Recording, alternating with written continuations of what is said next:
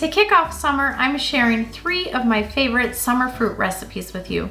The first is a simple German peach cake, the second is a Swedish midsummer strawberry cake, and the third is perfect for those days when you just don't want to turn on the oven. It is a Scottish oat and raspberry parfait. And not only will I share these recipes with you, but I'll also get to tell you about the history of the German Kaffeeklatsch, all about the Swedish midsummer celebrations, and even share with you a poem about whiskey by Scottish poet Robert Burns. So without further ado, let's get started on these delicious summer recipes. The first recipe I'm sharing with you today is the German peach streusel cake. First, we're going to start by making a cake batter. To a stand mixer, add 150 grams or 10½ tablespoons of softened unsalted butter, 100 grams or ½ a cup of granulated sugar, 1 teaspoon vanilla or 1 packet of vanilla sugar. Vanilla sugar is what the Germans would use, but vanilla extract works fine as a substitute. Beat on medium speed until light and creamy. Scrape down the sides of the bowl and add in 4 eggs one at a time, fully incorporating each egg before adding the next one. While I'm doing this, I'll tell you a little bit about German Kuchen. There are 2 types of cake in Germany, Kuchen and Torten. Kuchen, which this cake is a simpler, more rustic cake, while a Torte is usually a layer cake with different types of layers, fillings, and toppings. Looking back at the batter, add 250 grams or 2 cups of all-purpose flour mixed with 3 teaspoons of baking powder. Mix on medium speed just until fully incorporated. Then you're going to pour your batter onto a baking sheet. You can either line it with parchment paper or grease and flour it. The parchment paper made it a little tricky to spread the batter, so I think next time I'm just going to stick with greasing and flouring it. You're going to spread the batter thinly and evenly. An offset spatula made a world of difference for doing this. It might seem a little tricky at first to take such a small amount of batter and spread it over the whole pan, but it'll just take some patience.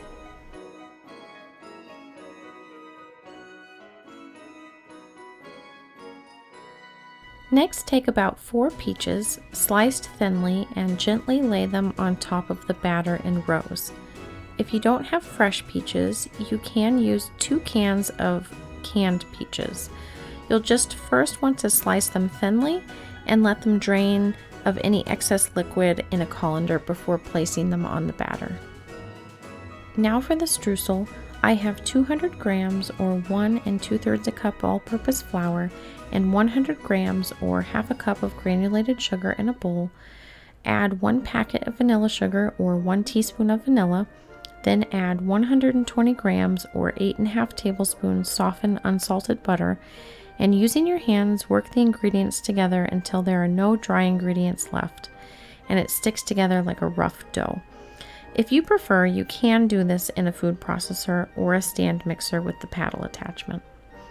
Then you're going to sprinkle that streusel topping over the peaches until it is covering the whole thing. Now bake for 20 to 25 minutes in a 400 degree Fahrenheit or 200 degrees Celsius preheated oven. While the cake is baking, let me tell you a little bit about the history of the German Kaffeeklatsch.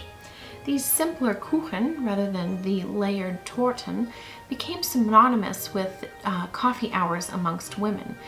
They weren't just called Kaffee und Kuchen as an afternoon activity, but were also referred to as a Kaffeeklatsch. Klatschen is a German word which means to gossip.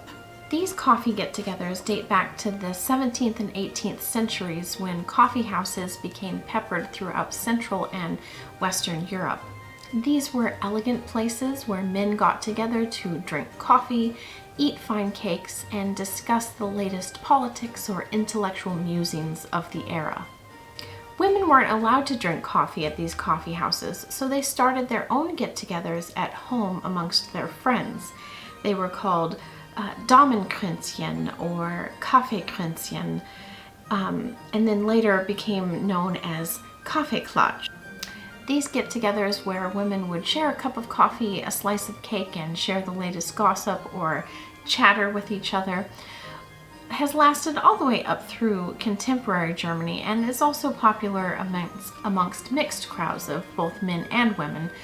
It has changed a bit though. It's not as common to happen during the week because many women now work outside the home, and has transferred more to a Sunday afternoon sort of activity, though it is still common to meet friends for coffee and cake at a local cafe as well, not just at home. Let's get back to the cake and see if it's done baking. The edges of the cake should be golden when it's done. Cool on a rack for about half an hour before serving, or you can wait until it's fully cool. But do note that this cake is best enjoyed the day it is made. By the next day, it is quite soggy from the moisture from the fruit.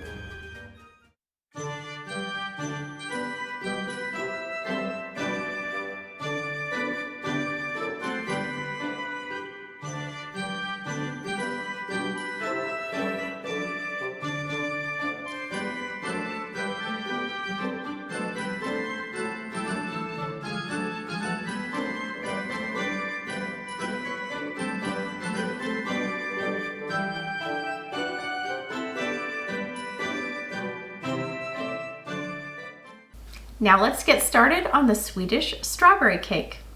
Before making the sponge, you'll want to make a pastry cream for the filling and chill it in the fridge.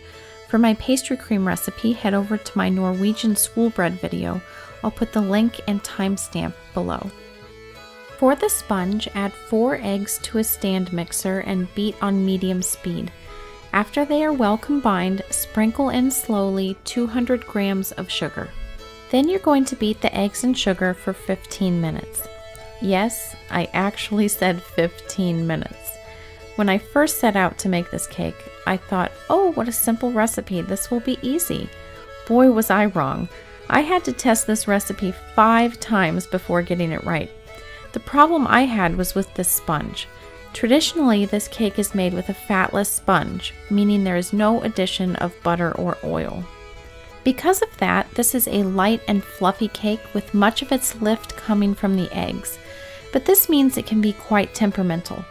Luckily, after much trial and error, talking to some fellow bakers, watching some YouTube videos, and rewriting the original recipe, I'm confident to say that if you follow all of my tips, your sponge will turn out great. So you'll see here that the eggs and sugar have turned into a pale, fluffy, silky mass. Now whisk together 50 grams or 1/3 cup plus 1 tablespoon all-purpose flour, 80 grams or half a cup of potato starch or cornstarch, and 1 teaspoon of baking powder. Then sift the mixture 2 times to remove any lumps. Once sifted, add the flour into the eggs 1 tablespoon at a time using a whisk. You need to be very careful not to deflate the eggs. So you're going to fold the flour in very slowly, letting the mixture fall through the whisk and folding back up again and repeating the process until all the flour is fully incorporated. While I'm doing this, I'll tell you a little bit about the cake. This cake is a staple of the Swedish midsummer celebration, which usually takes place between June 20th and June 26th. It used to be celebrated on June 24th, the feast day of St. John the Baptist, but it was moved to being a weekend celebration in 1954. Midsummer in Sweden is one of the biggest holidays of the year, rivaling that of Christmas. At the center of the celebration is the maypole or midsummer pole. This tradition started in the Middle Ages and was adopted likely from the Germans, who decorated poles with greenery and raised them on May 1st, though the maypole came to be associated with midsummer and not May in Sweden, when greenery is still sparse at that time of the year. Midsummer is not complete without dancing around the maypole. Often these are folk dances done in traditional clothing. One of the classics is Små grodorna, a dance where everyone sings and hops around the pole like frogs.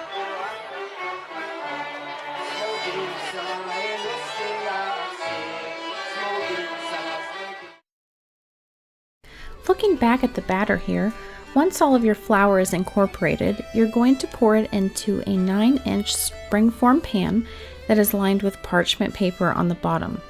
But do not grease and flour your pan. This is one trick that helped me with the success of this cake.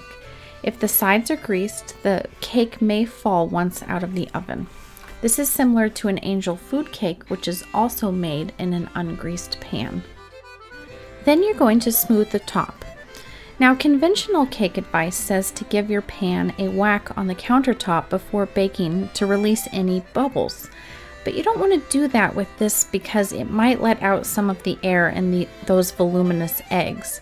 Instead, take a toothpick and swirl it through the batter to release any large bubbles. Now bake the cake on the lowest rack in a 350 Fahrenheit or 180 Celsius preheated oven for 35 minutes. When 35 minutes is up, do not test the cake with a toothpick. It will partially deflate your sponge. Also, do not remove your cake from the oven. Prop the door slightly open and set a timer for 15 minutes. Not bringing the cake into the cool air will help it not to deflate. Once it has cooled in the oven for 15 minutes, remove it and place your pan upside down on a cooling rack until fully cooled down. Angel food cakes are also cooled upside down. Now run the knife along the perimeter of the cake before releasing the spring. Next, flip it over and remove the parchment paper. Place the cake right side up on a plate and place it in the freezer for 30 minutes to 1 hour. This will help you when slicing the sponge into 3 layers. Next, roughly chop about 1 3/4 pound or 800 grams of fresh strawberries for the filling of the cake. Back to the midsummer celebration, food is a big part of the festivities. A typical meal consists of pickled herring of different varieties, new potatoes with sour cream, dill, and chives, boiled eggs, and of course, strawberries and cream, often in the form of a strawberry cake. Accompanying the meal is cold beer and schnapps, usually aquavit. Once your sponge has hardened in the freezer, use a serrated bread knife to slice it into 3 layers. You're going to take your knife and run it shallowly along the perimeter.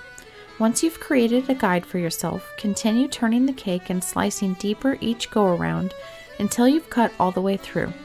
Place each layer on a separate plate and stick them back in the freezer until ready to assemble your cake. In regards to the history of this specific cake, it seems to have been created in the 1930s. Before that, all different forms of strawberry cakes were found in Swedish cookbooks, but none that looked like the iconic whipped cream and strawberry cake that people associate with midsummer today. The cake seems to have appeared for the first time in a Rumford baking powder advertisement in the Swedish newspaper Svenska Dagbladet in 1934. I wanted to add the actual baking powder ad with the recipe to the video, but I wasn't able to access the article without a Swedish bank account. I'll link the archived ad below.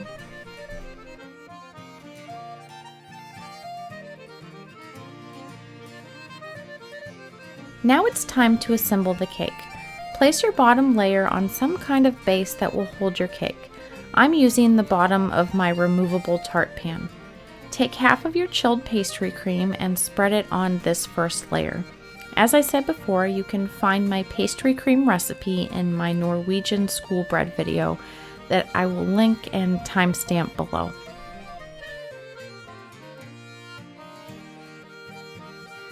Then take half of your chopped strawberries and spread them evenly over the pastry cream. Place the second layer on top of the strawberries. Repeat with the rest of the pastry cream and strawberries before placing the top layer on.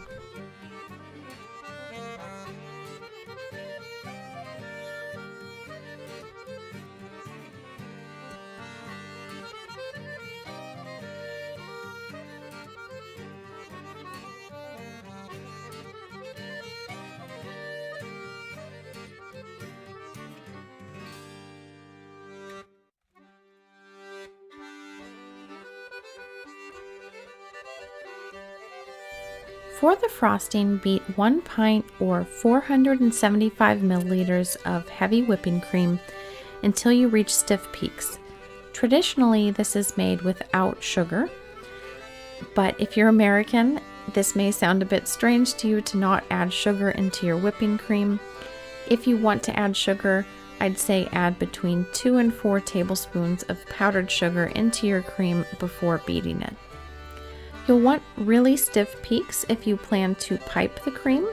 If you don't want to pipe it, you can beat them until soft peaks and spread the cream with an offset spatula for a more rustic look. And then once you've frosted the cake, you can top your cake with a couple handfuls of whole strawberries.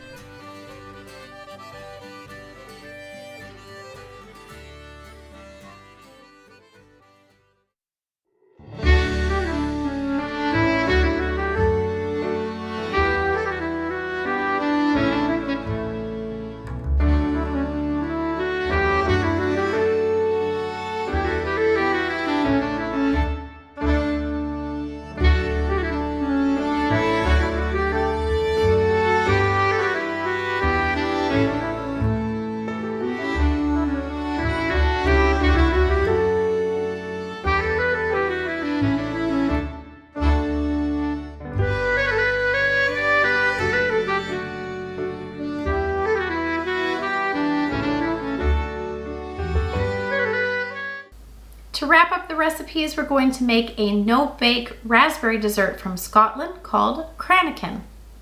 To start, we're going to take 2 cups of fresh raspberries and 4 teaspoons of sugar, and we're going to pass those raspberries through a fine mesh sieve. And you're going to take something, I used a sauerkraut pounder actually, and you're going to press them and push them through the sieve in order to get rid of the seeds. And you'll just have a raspberry juice remaining at the bottom. Then you're going to take the raspberry juice and mix it with the 4 teaspoons of sugar in a small saucepan on the stove. You can add more or less sugar according to taste, and you're going to just warm that up gently, whisk it until all the sugar is dissolved, and then pour it back into a bowl and let it cool down to room temperature. The origins of this dessert are quite humble. It's thought that this first started out as a breakfast dish made from crowdie, a traditional Scottish fresh cheese, and it was mixed with oats. Different seasonal fruits were often added in, including raspberries. Over the years, it evolved into a dessert, and honey, raspberries, and whiskey became staple ingredients. In some parts of Scotland, this dessert is still called cream crowdie. Now I'm adding 1 cup or 100 grams of rolled oats to a skillet to toast them over medium heat. I toasted mine in 2 batches because that's what would fit in the pan. You could do this in the oven at 350 or 180 Celsius for 10 minutes, but who wants to turn the oven on in the summer? Now beat 2 cups or 475 milliliters of heavy cream until soft peaks form. Then add in 2 tablespoons of honey. It's traditional to add heather honey, which I will link in the description box below, but if you don't have access to that, you can use any honey you have available. Next, add in your Scotch whiskey. The amount is simply up to your preference. I added 1 tablespoon. As I mentioned before, this dessert is often part of the Burns Night celebration. The meal usually starts with a cockaliki soup, followed by the main meal of haggis, neeps, and tatties, local terms for turnips and potatoes. Now take your whipped cream and mix it with half of your toasted oats. Then you're going to set up an assembling station with all of your ingredients, your raspberries, whipped cream, raspberry sauce, toasted oats, and some extra heather honey. Then you'll need some glasses to put it in. I'm using a glass coffee mug and a whiskey tumbler. The formula for Cranachan goes whipped cream, oats, raspberries, raspberry sauce, a drizzle of honey, and repeat all over again until your glass is full. Now I'm going to share with you a Robert Burns poem called John Barleycorn Must Die, which is a personification of barley becoming beer and whiskey. There were 3 kings into the east, 3 kings both great and high, and they had sworn a solemn oath John Barleycorn should die. They took a plough and ploughed him down, put clods upon his head, and they had sworn a solemn oath John Barleycorn was dead. But the cheerful spring came kindly on, and showers began to fall. John Barleycorn got up again, and sore surprised them all. The sultry sons of summer came, and he grew thick and strong, his head well armed with pointed spears, that no one should him wrong.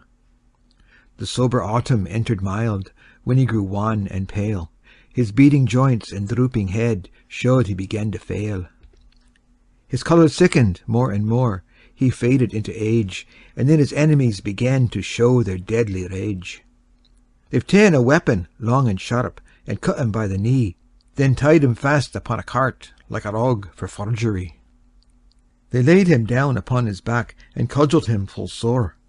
They hung him up before the storm, and turned him o'er and o'er. They filled up a darksome pit with water to the brim. They heaved in John Barleycorn, and let him sink or swim. They laid him out upon the floor, to work him further woe, and still as signs of life appeared, they tossed him to and fro.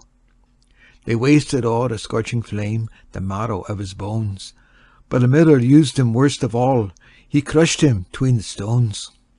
And they had taken his very heart's blood, and drank it round and round, and still the more and more they drank, their joy did more abound.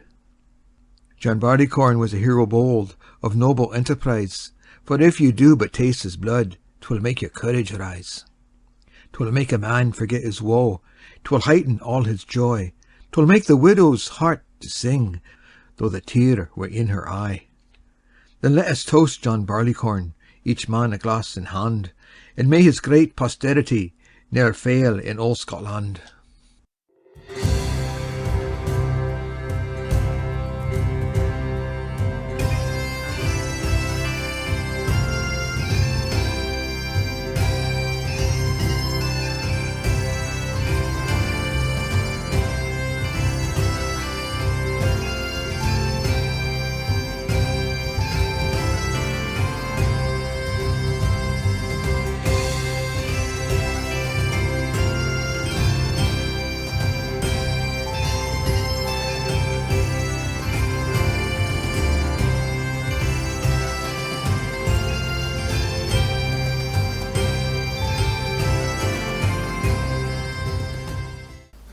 I hope you enjoyed these 3 summer recipes and found something to add to your repertoire for the warmer months. If you're new here and you enjoy European baking with a side of history and culture, make sure to hit that like button and consider subscribing for more videos like this one. While you're waiting for the next video, make sure to check out one of these 2 videos, and I will see you next time.